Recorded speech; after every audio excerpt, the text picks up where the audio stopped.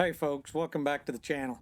This is going to be the third or final video in this deck build project, and we're going to try to knock it out and show you the finished product and get the finish on it and let you see how that works. Unfortunately, due to my own incompetence, I have lost the video footage showing the section of the deck that you see built attached to that first section we built in the last video. It was pretty much the same techniques as we used before. You know, it's a floating deck, so it's sitting on top of some chunks of rock to keep it off the ground and just tied together with lag bolts to keep the sections locked together. It's surprisingly sturdy being built this way because of the mass of the deck and the way everything's locked together. So we're going to get to building on this and hope you enjoy it.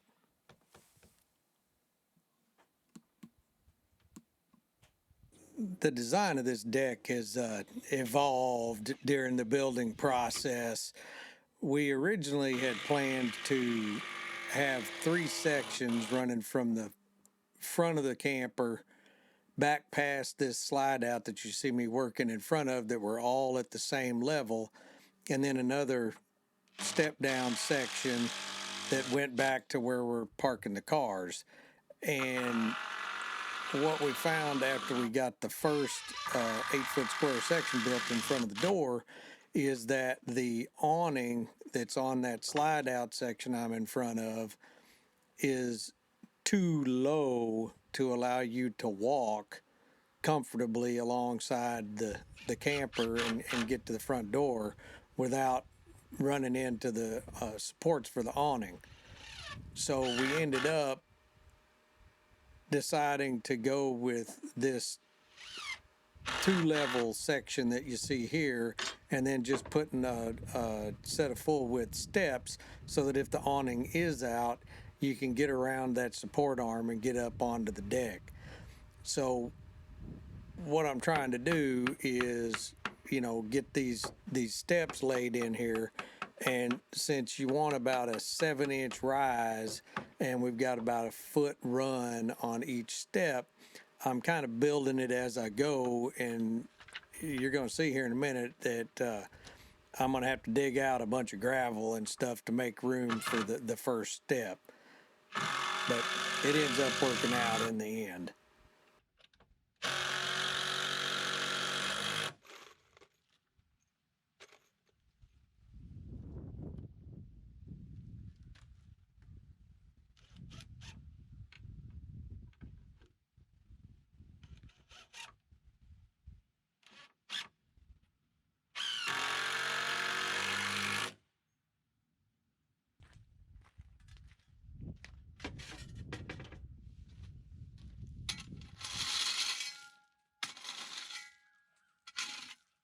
Now here comes our supervisor. She's always got to check and see what we're doing, especially if we're digging in the dirt. She absolutely loves to bark and chase after dirt and rocks and stuff that we're digging around and throwing with the shovel. Of course, I was misguidedly optimistic that I was going to be able to just rake this out and get it deep enough.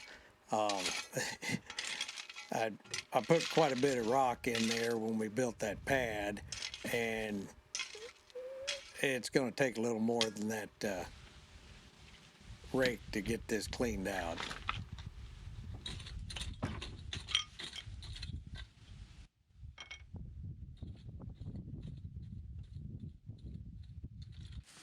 This is a 4x4 to support the corners of the steps so that they don't sag on the ends.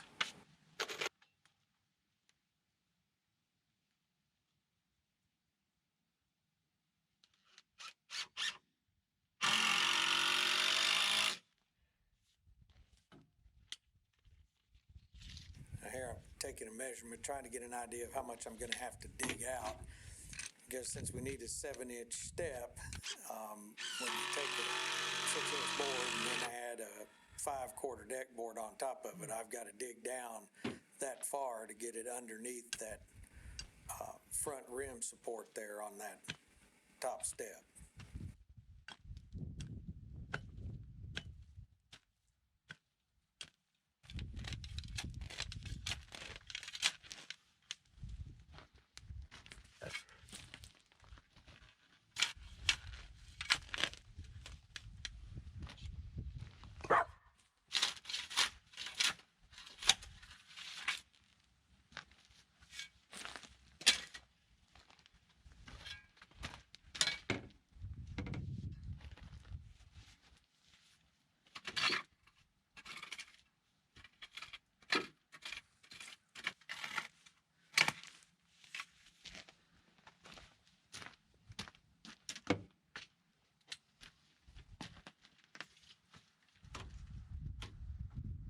I'm trying to make sure that I've dug far enough out to allow for the next step to go down in that hole.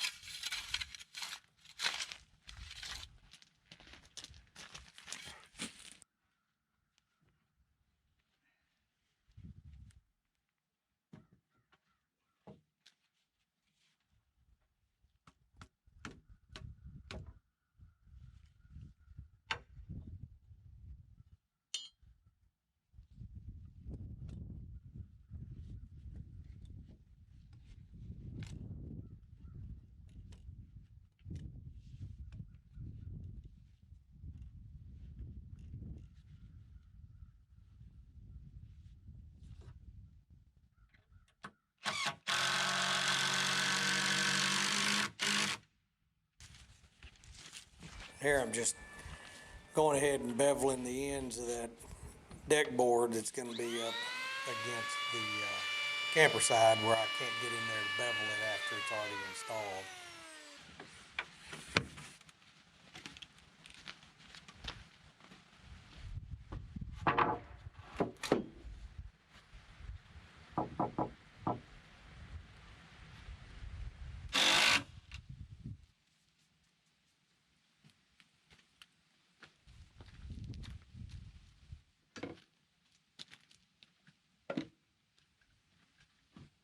I'm having to pry this one deck board back because the wood has a warp in it. And Eastern Red Cedar is normally really dimensionally stable. And when I was sawing this, there was one log, more than one log, but there was one that really had a lot of tension in the log. And as soon as I cut something off the cant, it would twist and move. So the tree was under a lot of strain while it was growing.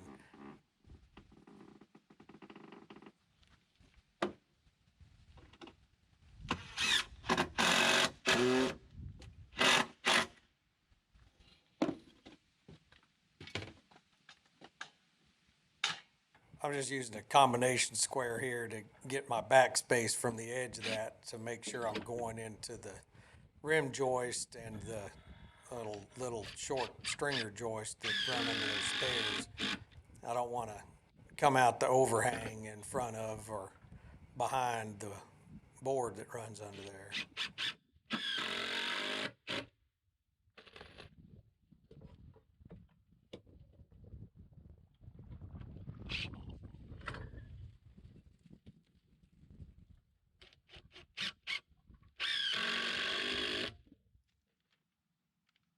Now I'm going to start cutting up the support material for the next section of the deck that goes in front of the main section and that's by the door.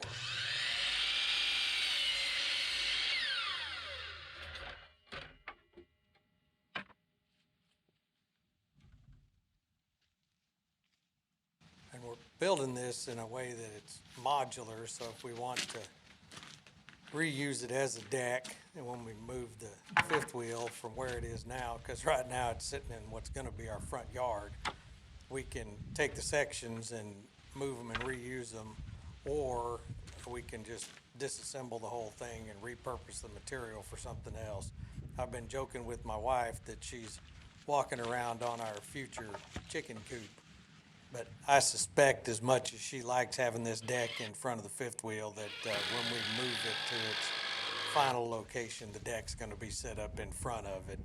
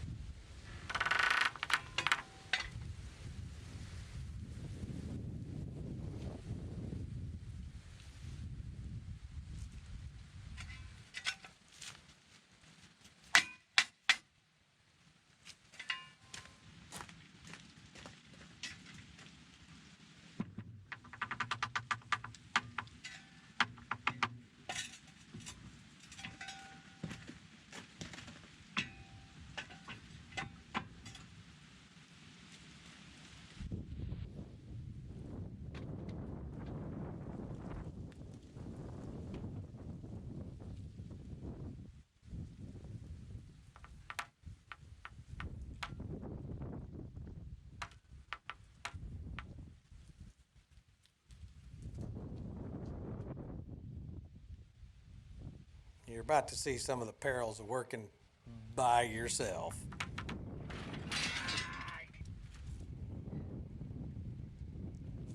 Usually I can find a way to get around stuff that would be more helpful with somebody else there, but sometimes things happen.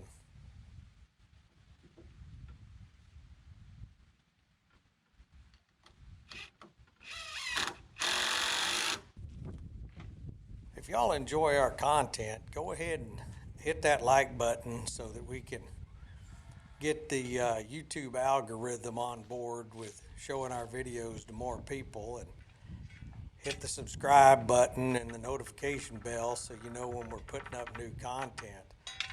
We try to put up new content, every Sunday, and if something interesting happens in between, then I'll throw up a short or a shorter video. I really appreciate that people are taking their time to watch our videos. And if you've got any questions about what we're doing, or why we're doing it, or how we're doing it, or you just want to converse a little bit, please drop a comment down below. I check the comments when I get on YouTube, and whenever I get notification that somebody's made a comment, I get on there pretty quick and try to respond to it.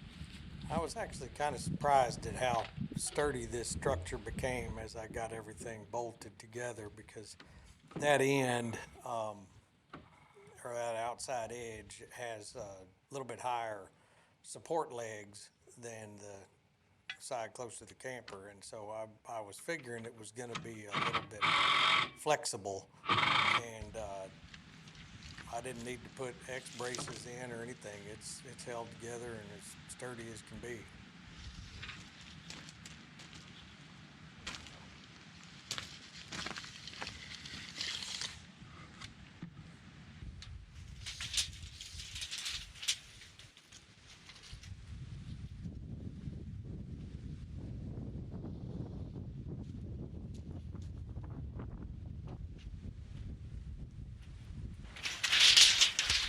Well, I guess it's better to be lucky than good. 135 and 5/8, so that thing is actually square. I can't believe that. Here I'm just marking for the location of the stringers so I can slap those in there and not have to worry about measuring every single one of them.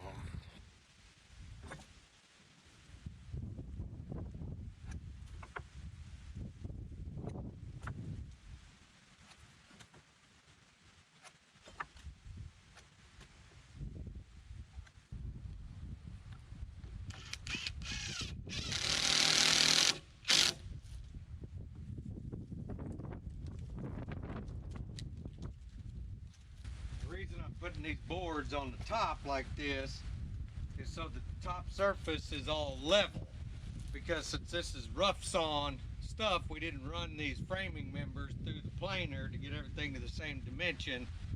This just makes sure that the top surface where the deck's going is all the same elevation.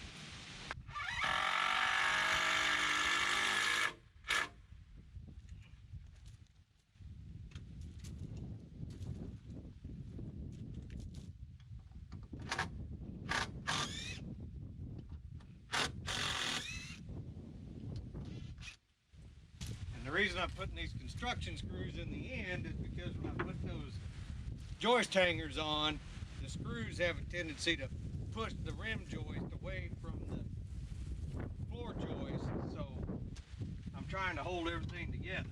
This was the first time I'd worked with these particular design of these Simpson strong tie joist hangers, and the way that they're made, they don't have just a hole drilled in them. There's a piece that actually acts like a threaded section almost when you drive in those screws, and it doesn't let the screw slip through it. Rather, it catches the screw, and it started pushing the rim joist away from the stringer joist. And so that's why I was saying that I needed to put the construction screws in the end.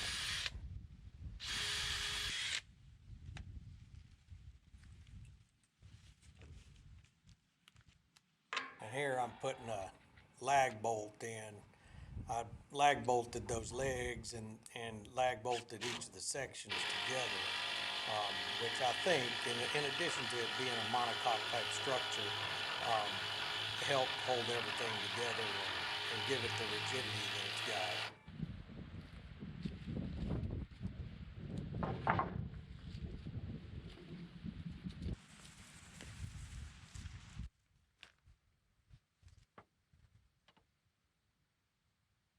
I'm going ahead and planing and pre-drilling these ends that are going to the inside, because they're going to be over against that other section of deck, so it won't be able to come back in after the fact and plane them.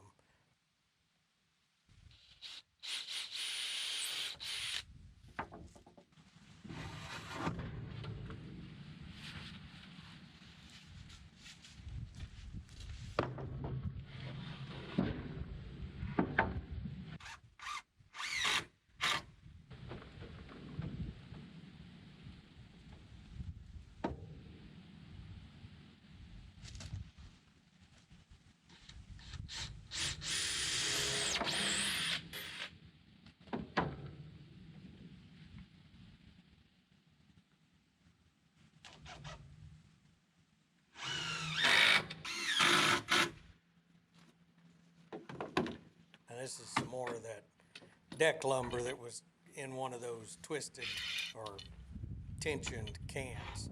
So we're having to, or I am having to use some clamps and pull this stuff together to close up the gaps.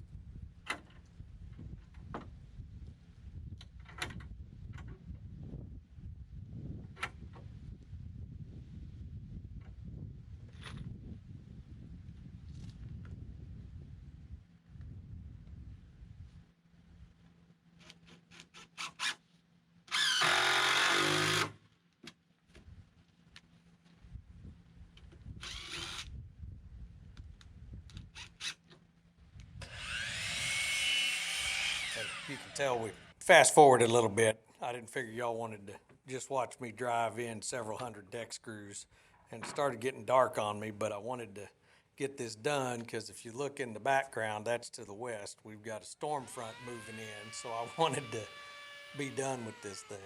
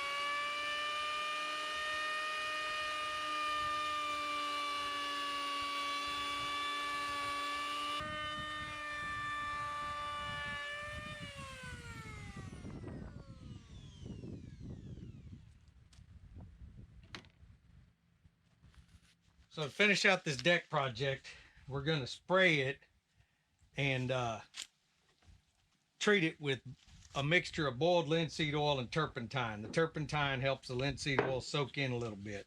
It's just linseed oil and turpentine, clean strip brand from Home Depot.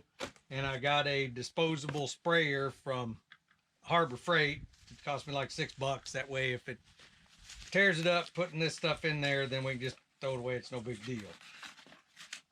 The mixture needs to be 1/3, 2/3. This is a 2 liter or 2,000 milliliter sprayer, and 1/3 of that is roughly 666 milliliters. So it's marked 500, 750. If we go about halfway between plus a little bit, that'll be pretty close. And it's 1/3 turpentine to 2/3 boiled linseed oil. So we're going to mix this up, spray it on. If we need to, we'll sponge it in with a sponge mop and hopefully preserve this thing. We're trying to preserve the wood, but also keep the natural grain and color of the cedar. Otherwise, what was the point of doing it in cedar?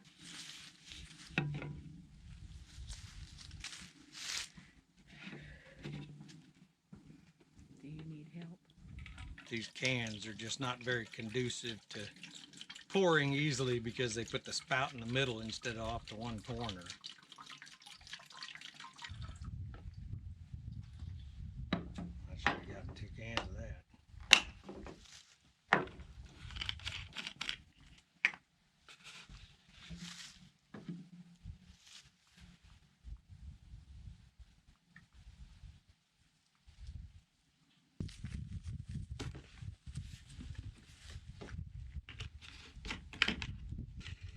Shake it up really good. Yep.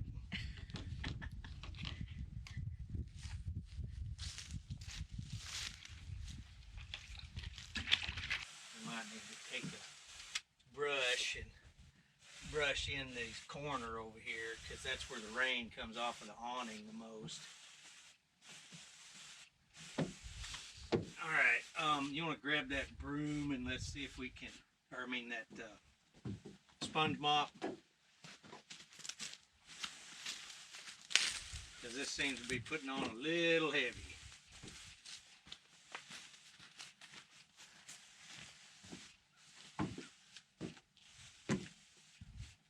Just go with the grain.